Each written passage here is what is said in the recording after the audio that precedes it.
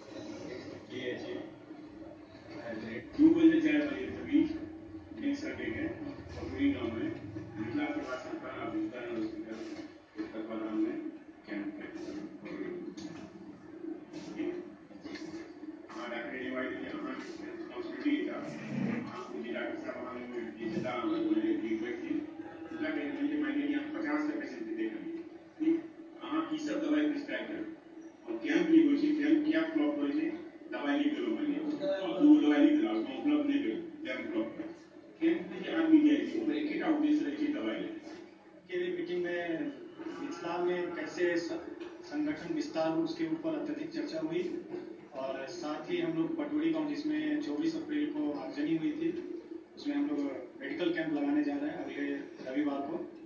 उसके लिए सर हैं, सर की पूरी टीम जाएगी और हमारी टीम रहेगी मिथिला सेवा संस्थान की और इसी तरह हम लोग पूरे मिथिलांचल में इस तरह के आयोजन करेंगे। क्या उद्देश्य है इस संगठन का और किस तरह से कार्य करेंगे? संगठन का उद्देश्य सिर्फ सेवा है, राजनीतिक से हट से हर एक चीज से हट के सिर्फ हम लोग सेवा के दूसरे संगठन चल रही है और हर तरह से जिस तरह से भी मिथिलांचल वासी की सेवा हो सके, वो शिक्षा के क्षेत्र में हो, स्वास्थ्य के क्षेत्र में हो या कोई भी प्राकृतिक आपदा के समय में हो, हम लोग खड़े रहने का कोशिश करेंगे। क्या नाम है? मेरा नाम दुर्गानाथ झा है और इस संस्था के अध्यक्ष हैं, राष्ट्रीय अध्यक्ष। अभी निर्णय ये हुआ कि हम लोग अगले संडे को दोपहर में 2 बजे से लेकर 4 बजे के बीच में पटोरी गांव में एक हेल्थ कैंप करेंगे जो मिथिला सेवा संस्थान और सिविल सर्जन हॉस्पिटल के तत्वाधान में 2 घंटा के लिए वहाँ पटोरी गांव में एक हेल्थ कैंप किया जाएगा। जैसा कि हम लोग जो राहत वितरण किए थे उस दिन में हम आश्वासन दिए थे कि क्या हेल्थ कैंप करेंगे, उसी को ध्यान में रखते हुए हम लोग एक हेल्थ कैंप वहाँ पर आयोजन करेंगे। और अभी जो इस संस्थान को लेकर के जो मिथिला सेवा संस्थान जो है इसको लेकर के जो बात हुई ये बहुत अभी तो बहुत छोटा सेवा संस्थान जैसे कि दुर्गानंद जी का कि राष्ट्रीय अध्यक्ष है मान लीजिए दरभंगा शहर में 7-8 आदमी इसका मेंबर है। तो पहला कोशिश ये रहेगा कि अभी इसका रजिस्ट्रेशन भी अभी इसका नहीं हुआ है, अगले महीना जून तक इसका रजिस्ट्रेशन हो जाएगा।